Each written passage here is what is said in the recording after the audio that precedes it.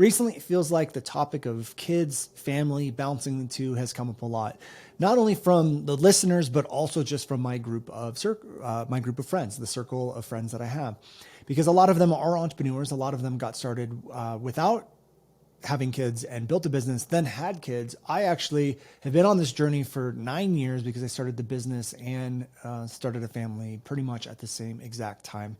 And so what I wanted to do is bring on a special guest today who's been on the podcast before, but we did not talk about this topic in particular. And I wanted to have this conversation with a good friend of mine. And that's what this episode is all about. So keep on listening. Hi, I'm Brandon Lucero, and you're about to experience the new way to thrive in business, entrepreneurship, and life by leaning into who you are, what you love, and standing up for what you want to create. Get ready, because this is where we go against the grain, say no to outdated society norms, and we say yes to change in order to create a happier, more fulfilled world. Welcome to the New Generation Entrepreneur Podcast.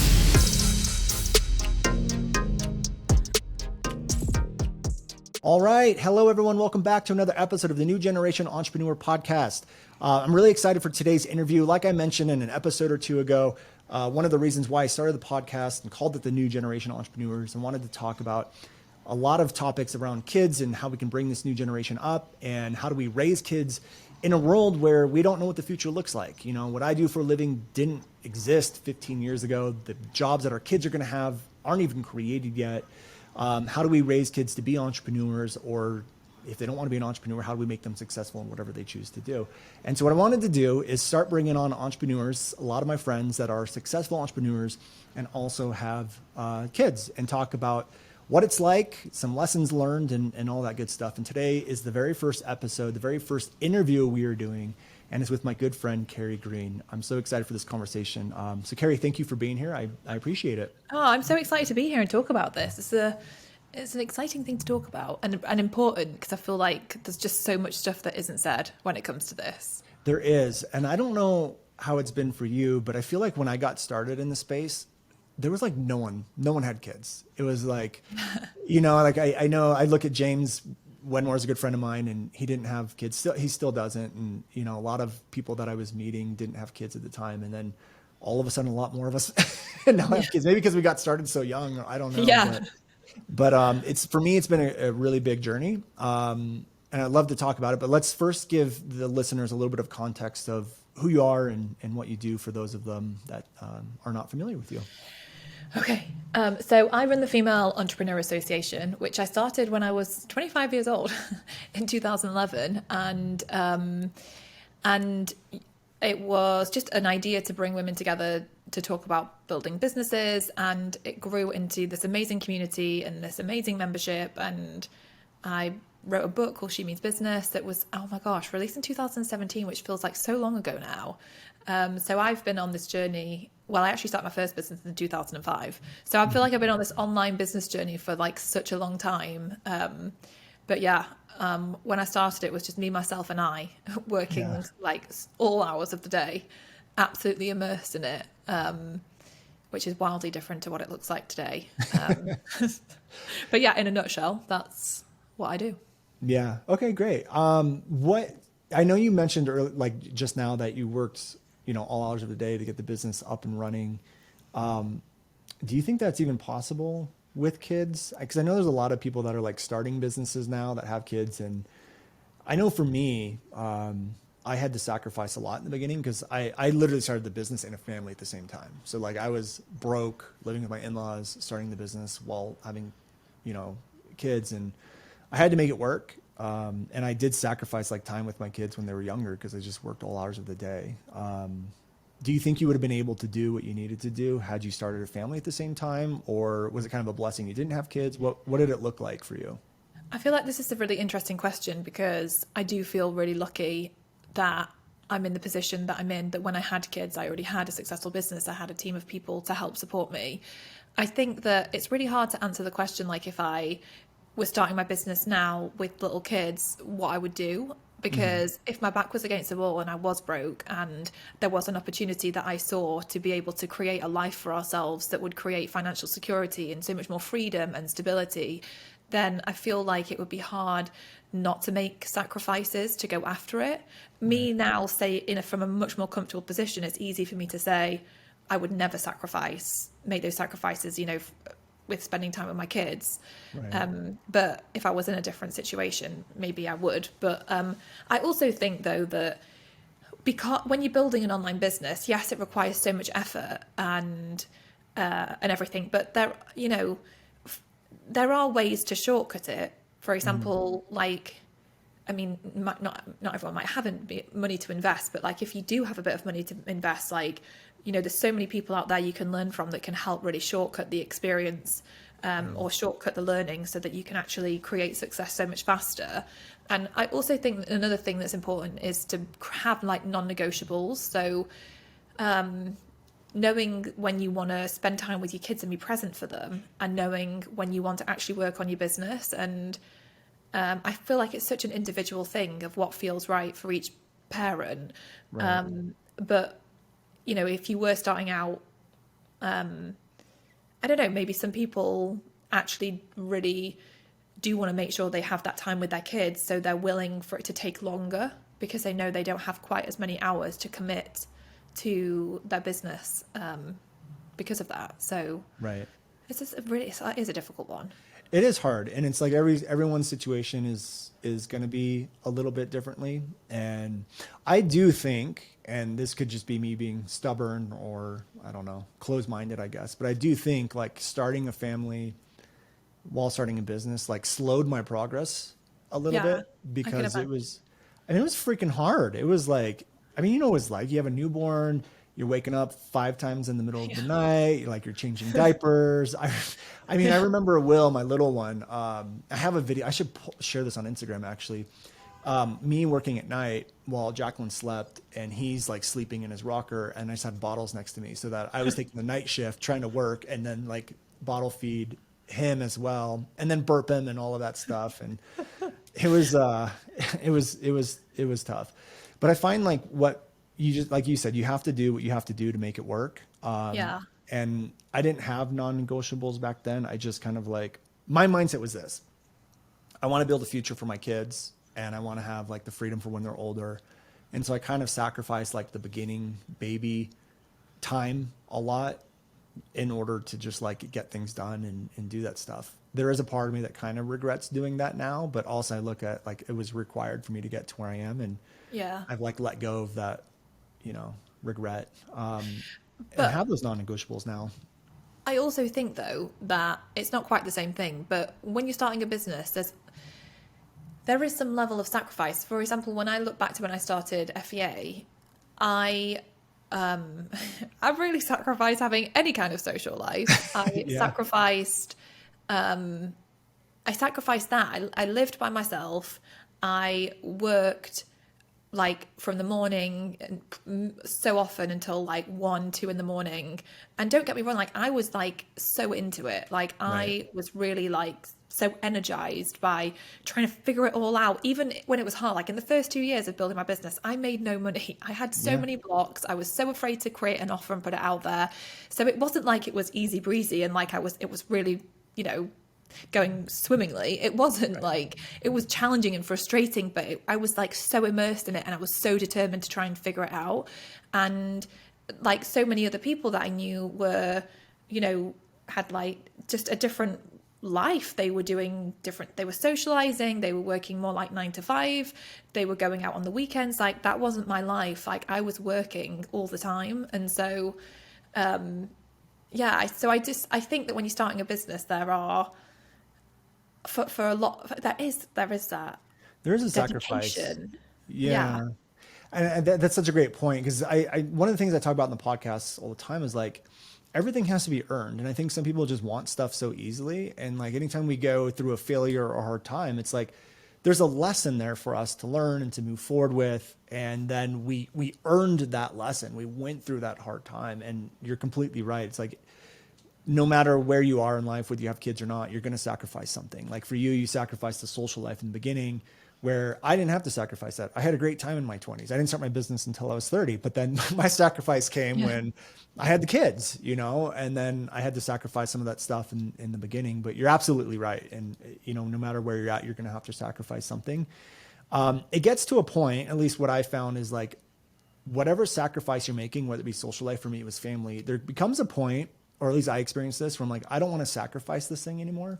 And that's when these non-negotiables, like you talked about earlier, start to come into play. What have been some of the non-negotiables that you've incorporated into your life to balance this like work and business and family? Yeah, because I agree. Like for me, like I have the non-negotiables now. So for me, for example, Fridays are my family fun day, and I spend Fridays doing fun things with the kids. I don't work on the weekend. I basically work from Monday to Thursday. I wake up in the morning, it's chaos in the house. I take Casey to preschool. Marley goes to nursery 2 times a week, so I drop her off. After I've dropped them off, I come to the office and I work at the office, and then typically go home at like, I don't know, maybe 5:30 in time to catch dinner and then hang out with them and then do bath and bedtime with them. And so for me, it's really important for me to spend that time with them and to have that time off. And then when it's the school holidays, I also try and really make the effort to take time off as well. So this is his first year, so he's in preschool this year. So when he was off for Easter, we went on holiday. He's just been off last week and we went away in the motorhome for a week. So I've tried to take time, like in August when he'll be on the summer holiday, we're going to California for the month. So I try and take time off when he's going to be off so that I can spend that time with him because because I can. But also I think it's about being really intentional about what you want and the way you want your life to be. Because it's so easy to say, I'm too busy, I can't do that. I'm too busy, I can't take Fridays off. Right. I'm too busy, I have to work the weekends. It's so easy to say that because we can all be so busy. But it's like, actually, what do I want my life to be like? And again, there's a compromise there because it means I am working less. So would the company be more successful if I work more? Probably. Yeah, it probably would. Do you feel guilt around that at all at times?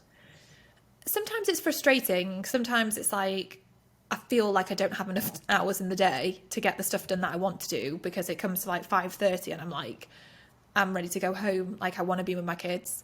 And so it can feel frustrating at times, but I'm willing to take that frustration, because I get to spend the time with them. And for me right now, like that's more important. But I think no matter what situation you're in, like I think I'm in a really, really fortunate situation with it. But no matter what your situation is, I think if you get intentional about the kind of setup that you want, it's like inching your way closer to like, how do I make this my reality? How can I, like, what could become a non-negotiable for me today? I think it's such a powerful question. Yeah, and I don't think there's a right or a wrong, like depending on what stage you're at. It's like the business at a certain stage, especially if you're growing, might require a little bit more time. And for me, like I sat in so many years of just like feeling really guilty. And it's actually, this is when you and I started to work together, is like when our business really started to take off. We started the agency, we're working with a lot of people. And it's like I was filming and doing it. We hadn't built out a team yet. And like, it was a great time, it was like fun and exciting, but at the same time, like I still had a family at home and I felt guilty about that. Had I just taken the time to like really sit down and go like, okay, what are we choosing to do in this moment in time? I'm choosing to work on the business. I'm choosing to grow it so that I can have this and even give myself a timeline. I'm going to do this for the next 6 months. I'm going to sacrifice 6 months. I feel like it's easier to be okay with that sort of sacrifice, but I had never done that. So I lived in a lot of guilt for a lot of years, which I had to like work through at some point. But very similar to you, I reached a point, it's actually right when COVID happened in 2020, where the business was doing like 2.5 million a year. I wasn't really running it. And I just made an active decision, like, I'm not going to grow the business anymore. I don't want to grow the business anymore. And it was hard because I was like watching people like James Wedmore, Jim Fortin, Catherine Sinkina, who are all like really good friends of mine, and their businesses are exploding. It's like 10 million, 8 million, 7.5 million. And it's just like, I'm at 2.5. They didn't have kids at the time. Catherine does now, but at the time they didn't have kids. And I was so happy and so content with my life that I wasn't living in this comparison mode, because I had sat down and made that choice of like, this is what I'm choosing. And like you said, this is the life that I want. I work 10 hours a week max, and my kids are home. I'm home. We're going on adventures. And it's like time that I'll never get back. Like I won't get that time. And I'm so glad that I was able to do that. And it was so worth the sacrifice. And so go ahead. I love that and what you just said. For me, this is also where it's raised like a really big struggle for me, because before I had kids, my baby was my business, and that had all my attention and focus, kind of thing. And then when I had kids, something more important. I mean, that feels sad, sounds bad, because it sounds like my husband's not important, more important than business, but like when they came along, all of a sudden they were the most significant thing, and it felt like then work wasn't as significant. It became less significant, and I stopped feeling this need to kind of grow and grow and grow the business. And I kind of started to feel like this is okay. Like, I just want to hang out with my kids. I just want to have fun experiences as a family. I just want to do fun things. And I didn't want to work really hard anymore. I'd like lost my drive to work really hard. But I felt like such a battle in myself. I think maybe it sounds like you made peace with that fact. Like you weren't comparing yourself to other people who were like really booming in their business. Right. And I remember having a conversation with someone, and he was like, it sounds like you need to give yourself permission to like actually live the dream. Like, you've built this business, you have this revenue, and you can live this amazing life. You can spend time with your kids and doing all this stuff. So why don't you just give yourself permission to just do it? And I remember feeling like so much confusion around like I didn't know how to be somebody that didn't have, like, it felt like my drive had gone, and that was such an identity for me. Like, it was weird. I feel like it changed so much who I am. And it was that, I think that's been for me like one of the hardest things to adjust, is like the fact that I have changed, and like trying to interpret that, with regards to the business. And how did you do it? How did you either come to peace with it or terms with it, or shift that identity and at that point? I feel like this has been one of my biggest struggles of having kids and having a business. And there's been so many times where I've just felt so lost in it all. I think that when I started to like really create the non-negotiables around, this is my time for work, this is my time to hang out with them, that made me feel better, because then it was like I knew who I was trying to be in that moment. Like, I knew when I was being mom, I knew when I was being like business owner. I think as well, like, as like Marley, my daughter's 2 now, she's 3 like 3 soon, and I think that kind of a little bit of the fog has lifted of those early years, or that earlier, time when everything's just a bit like crazy.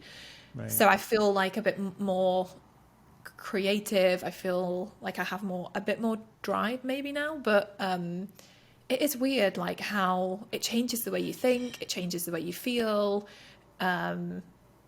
It's interesting as well, because I think this is so different for different people, because I've heard people who, again, have started a business when they've had kids, right, and the kid has actually given them the inspiration and the drive to work their arse off to create the life they really want, and it's fueled their drive. Right. Whereas for me, I don't know whether it's because I was already at a level of success. For me, it was almost like popped my little bubble and made me feel like my drive was just deflating away, and and I was just kind of coasting and drifting, and it was just a weird Right. I don't know. I don't know whether I still have fully got my head around it all. I think every stage is going to have adjustments. I mean, because it's different. Like my kids are 9, 7, and 3 now. It's a different conversation when the third one's not here and the other, like my oldest is 3 and the other one's 1. Like it's just for me it was different because, like we just said, I used my kids as that inspiration in the beginning, and I sacrificed time with them, but use it as inspiration of. And there was a part of me, it kind of sounds bad. I'm like, they're not going to remember this phase in their life anyways. They're not going to remember like dad's working his ass off right now, which is probably true, but it's more for, more for me and my memories. But I use them as fuel and to like go and provide and to create this thing that I want to create. And like, at that time, I'm like, I just want to move out of my in-laws house. Like, I don't want to raise my family in my in-laws house. Like that's the main Yeah. motivator for me, is to get to that point. But it changed when my kids got to the ages, like Will got to the age of like 3, 4, and 5, because I'm like, okay, now he's going to start remembering this. But I remember there was a Dr. Jordan Peterson clip that I watched, and it said something along the lines of like, you only have 18 like summers with your kids. You only have, 18 falls and winters with your kids. And realistically, you really only have like 12, because once they start becoming like 13, 14, like they're not sitting there going, okay, I just want to hang out with my parents right now. They're like, I want to hang out with my friends and to do all that stuff. So I remember right when Will, turned probably 4, 5 or 6, that's when I made the decision. I'm like, man, the 5 years went by so quick. I have maybe 7 more like summers to do this and be that parent. And that's when I made the decision of like, okay, I'm not growing this anymore, and we'll just see where I'm just going to spend time with them. But that clip for me changed everything. It was just so Yeah. weird. It was like one clip from one person, one line shifted everything, because it goes by really, really fast.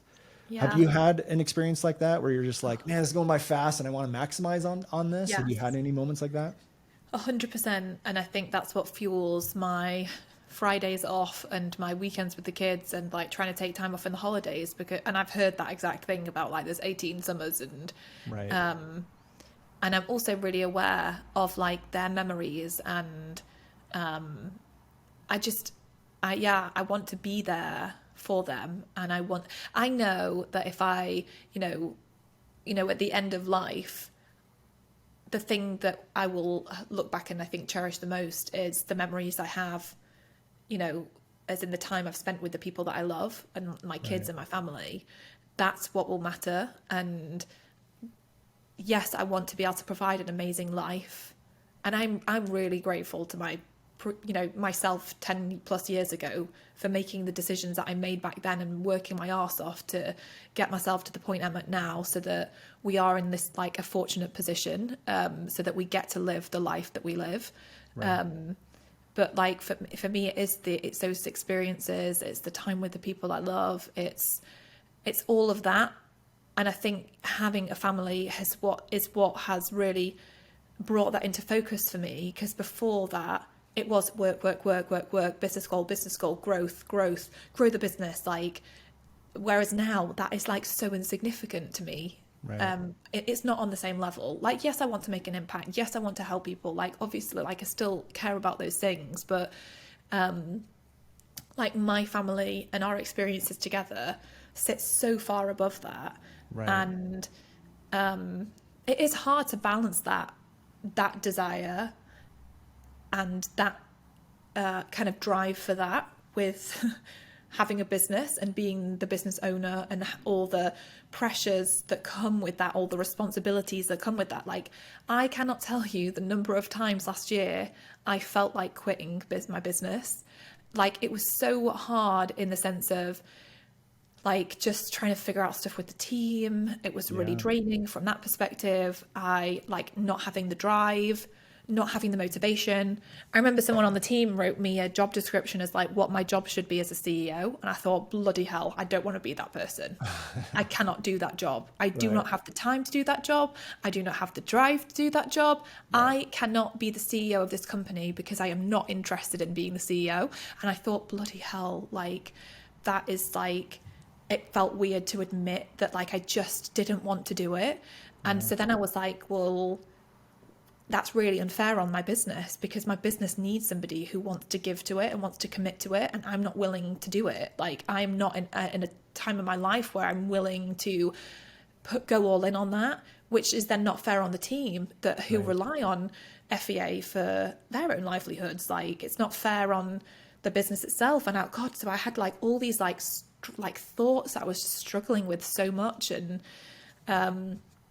but then since then, I think I've switched into, how can we create success in an easier way? Right. How can it be easier? What can we create, or what offers can we create, or like what team members do I need to bring on board? How do I need to change the structure? What support do I need? Like, if I know I don't want to be the CEO, like, what support do I need to get me out of that position so that I can be, like, someone said, like, chief inspiration officer. I was like, that sounds great. Right. I'll be that. Yeah. But it's like, so how do I make that my reality? Like, how, I'm not there yet. Yeah. But like, it's like a goal to try and get there. And I think it's just going through that process, isn't it, of just acknowledging the change, and that, like, I used to be the CEO.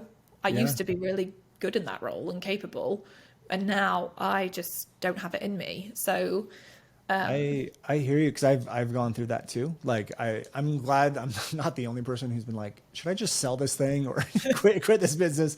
Because there are moments where I'm like, I just don't want to do it today, or I don't want to record this like podcast today, or I want to go like on a bike ride. Even like today, I'm like, the house keepers came to the house today, and my wife took the kids out to go do something fun today, and I'm like, I want to go do something fun. Yes. And I love what I do, but I had to like watch them drive off and do that stuff. And so I'm glad I'm not the only one that has that sort of like those sort of thoughts. I'm back in the business now, and really excited by it. But there was something that I learned, which I think you're saying the same thing too, is having kids, it forces you to become a better entrepreneur, I feel like, and more effective. So for me, it was like, I don't have time to like lollygag or procrastinate or wait around or whatever. So what I found is, actually having kids has done two things. Number one, it's forced me in those hard times to be the person that I want my kids to be, and to show them the values, which is like, look, sometimes we have to do things that we have to do, even if we don't want to. When there's a hard risk or something that I'm not sure I want to take, I look at like, okay, if I'm going to tell my kids to go after their dreams and I'm not doing it, then what example am I showing for them? And so it's made me a better entrepreneur, way more efficient. I used to be a pretty big procrastinator, or just like sit around in my office and fumble around. I'm like, I don't do that, because every like hour that I fumble around, that's like another hour that I don't get to like play with my kids or whatever it may be, spend time with the family. Have you found that to be true for you? Like, you just become a more efficient entrepreneur or better entrepreneur at all? I think it has, because I mean, like, it did force me, when I went through that phase last year, it forced me to think like, how can I show up in the most efficient, effective way so that this is easier? Right. So it made me ask myself those questions, and because I needed to make changes. Yeah.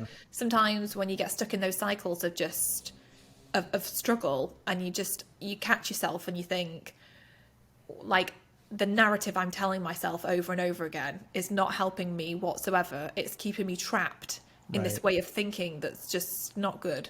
So, but yeah, I mean, again, like, because I work 4 days a week, from like 9 till 5:30. So like, I have to try and be efficient. The one thing I struggle with is with calls with the team. Like, I still, like, today I have been on back-to-back calls from 10 a.m. until 5:30. I was on back-to-back calls. The last one was actually a live workshop that thankfully I was only co-hosting, because I don't think I would have the brain power to actually host that properly, with only a 15-minute window, because my call at 3 o'clock, she was like 15 minutes late to the call.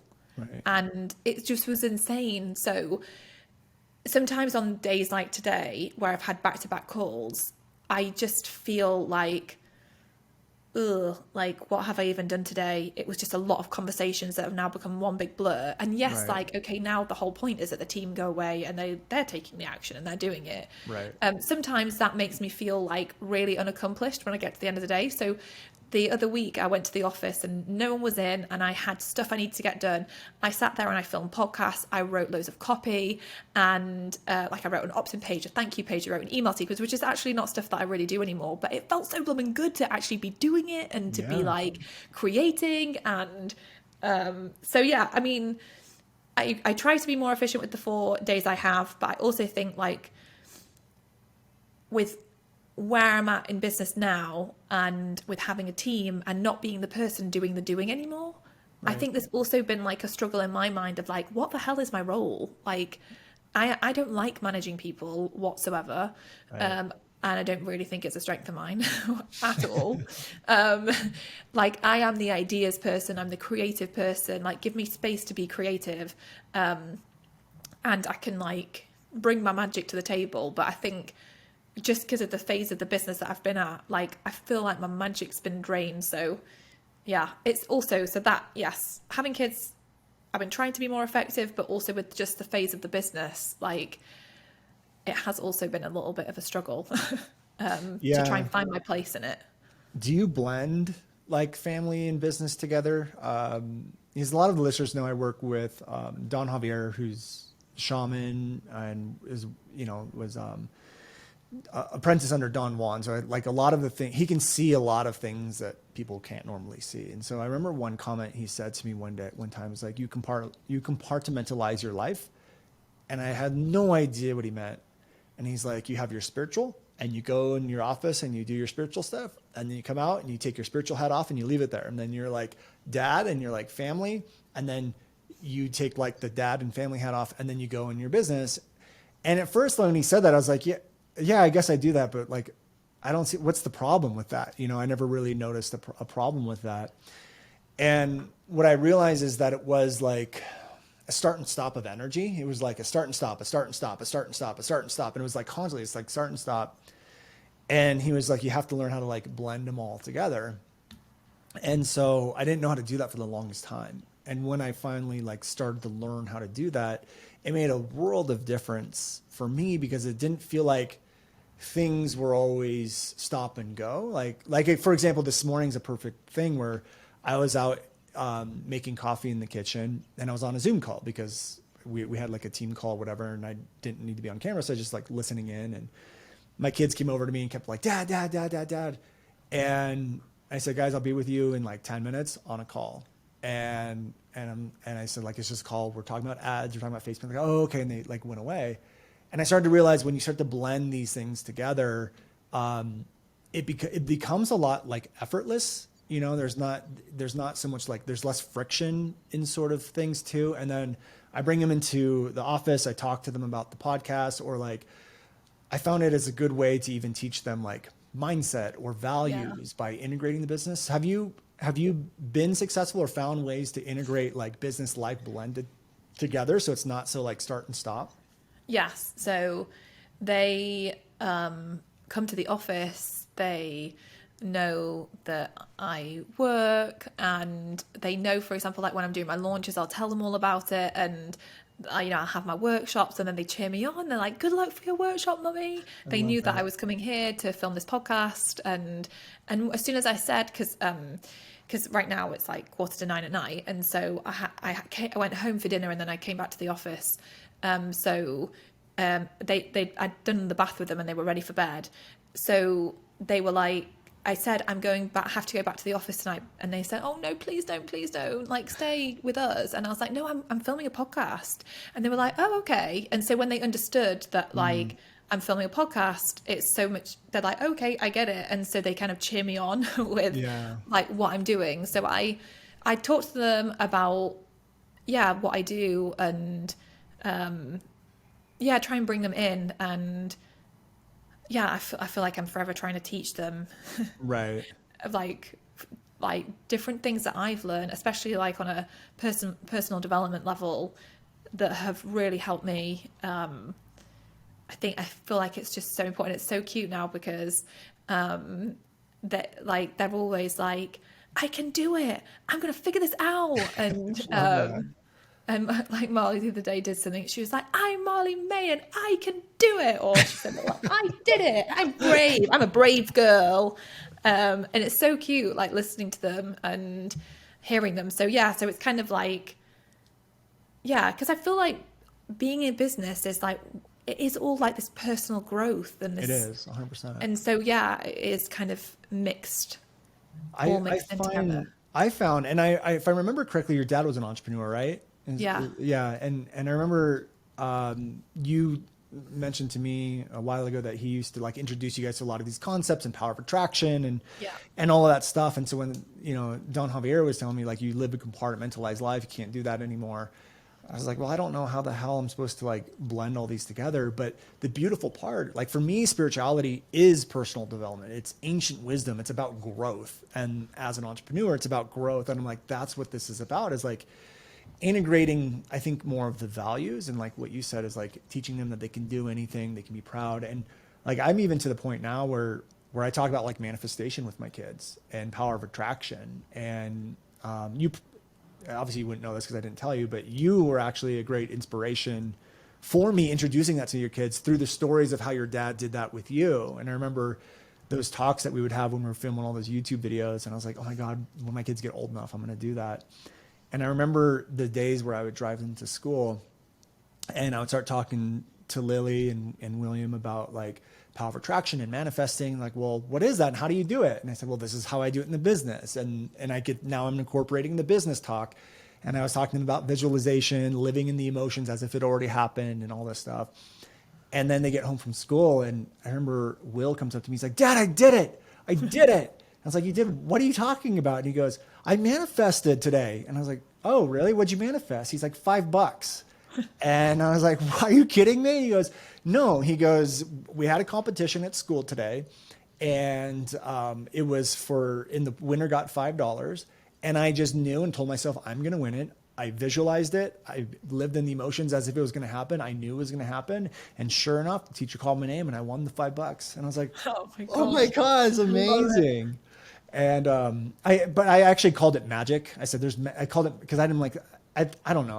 I just thought manifestation was too big of a word or whatever. And I was just like, it's kind of like magic. And then I eventually told him it's called manifesting. And so now anytime Yeah. we're like at the dinner table and Lily like wants something, she's like, okay, guys, can we all just get together and manifest this for me? Like and I'm like, oh, it's so amazing that we get to do that. But I've incorporated in my life with my kids, like all of these terms that I use in business, personal development stuff.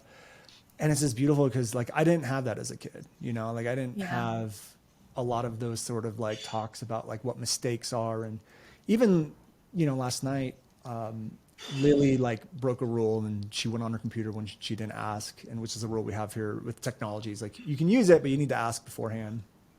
And she got caught and she started crying. And I was like, look, it's just alert. You're not in trouble. I'm just giving you a warning and just letting you know, like we got to follow the rules and there's lessons learned. Like we can learn lessons from this. And I said, mistakes aren't bad. And I went to Will and I was like, Will, are mistakes good or bad? He's like, no, mistakes are good because we always learn if we choose to like look at the lesson.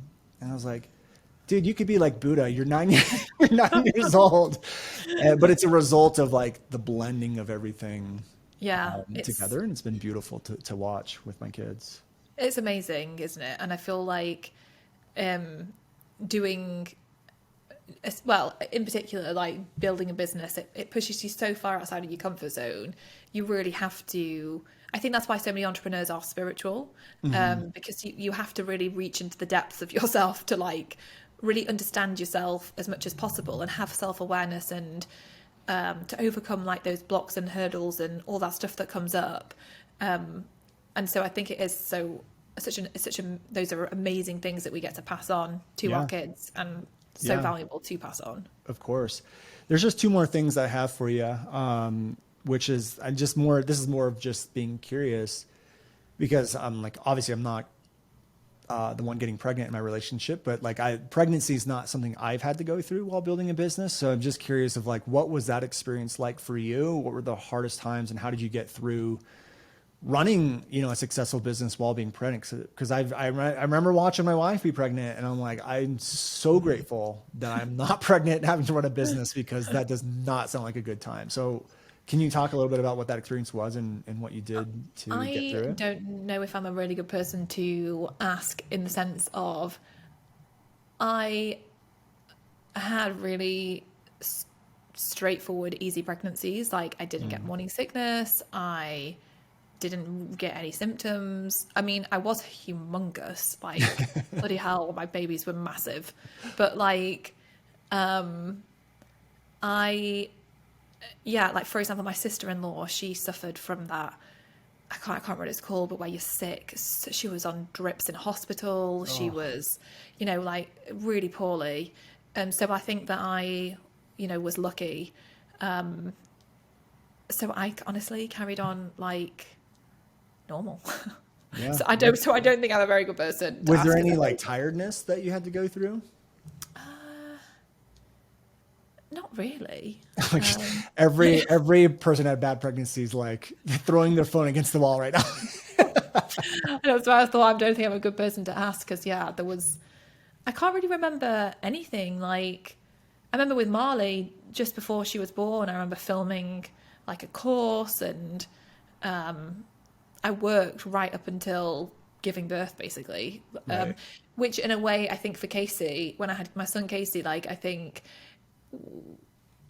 my head was so much in work that I wasn't in my body. And so the labor went on for like 4 days, Oh and it my just took gosh. forever. But I think I was so not in myself, that I don't know, I was kind of like maybe a bit disconnected from my body. Yeah. And I really think that was, an error. So I do think that's the thing. And it's just kind of like, it's trying to stay connected with yourself. And I think when you're working so much, sometimes I think that, like, that for me was a problem, because I was forgetting that I was Right. actually pregnant. I was forgetting that there was all these changes going on in my body.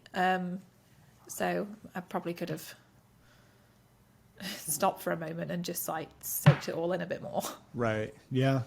And then did you ever have to bring on help to help with, maybe not the pregnancy, but once you started having kids and they were here, has that changed? Like the home life changed at all, as far as bringing in help and different things like that? My husband is a stay-at-home dad, so Mhm. Kellen stays at home, which is very helpful for me.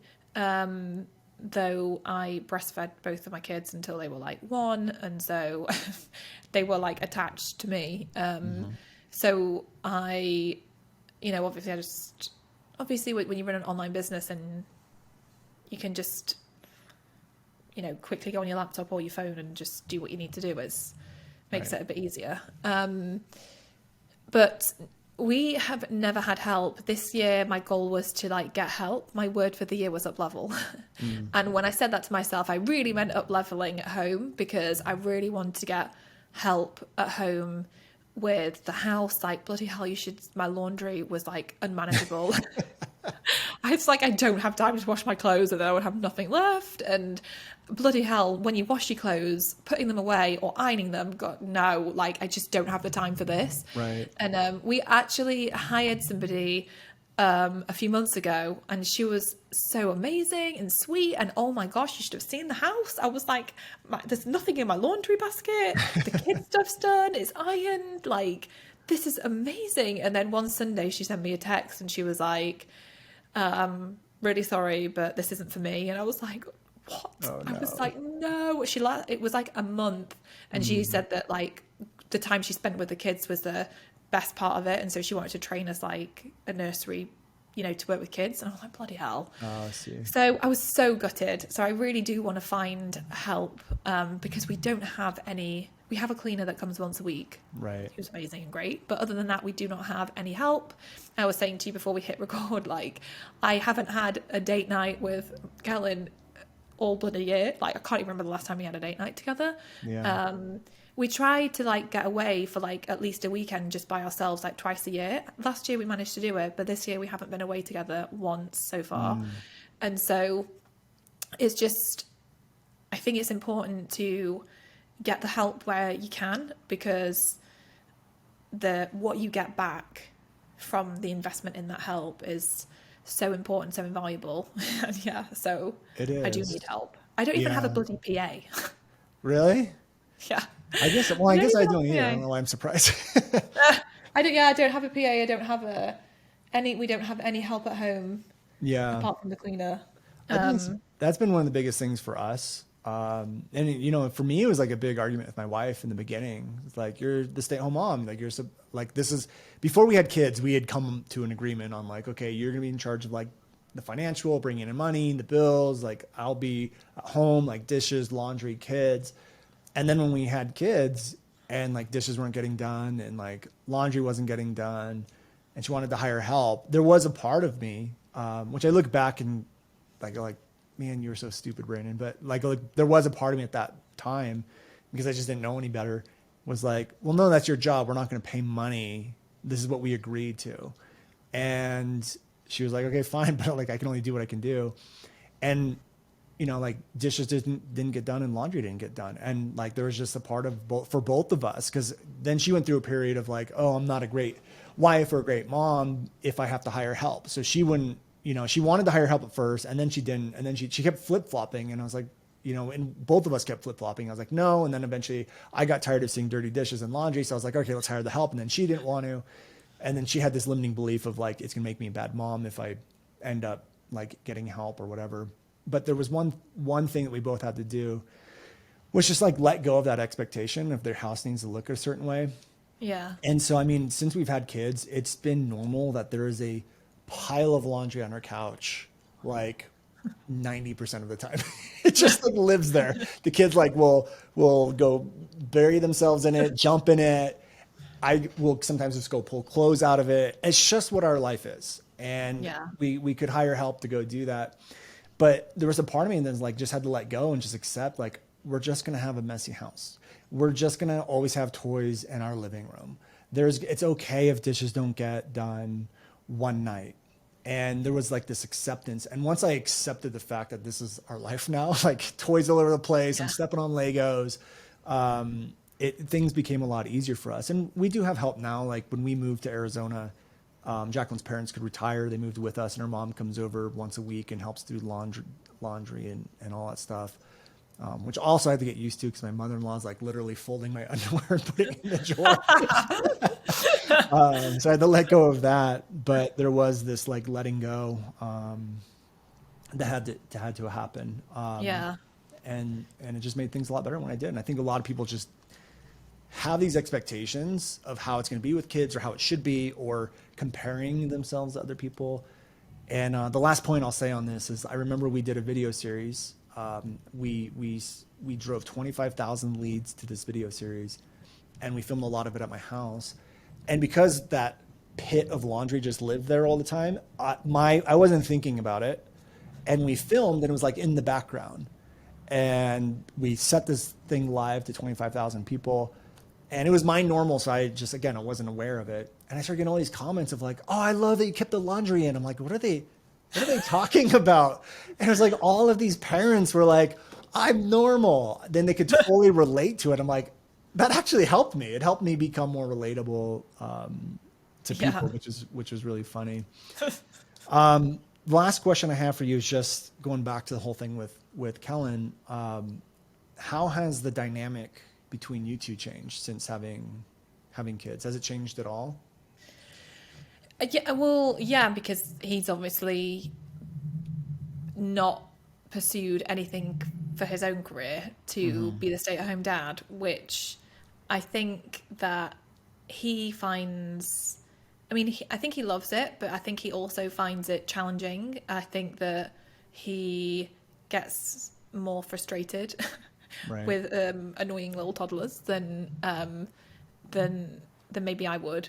Um, and this is why I feel like I really wanted to hire help as well, because like, he's doing the shopping, he's doing the cooking, he's doing the kids' laundry, Mm. he's doing all this stuff, but then I I don't know that I don't think he loves it. Yeah. So I'm like, if you don't love it, like, why don't we just we can just get help, and then you can, spend your time doing more of what you do love. Right. So I think that, like, as the kids obviously getting a bit older and more independent, like, he will shift and, like, do his own thing. He actually did a Tony Robbins thing last year.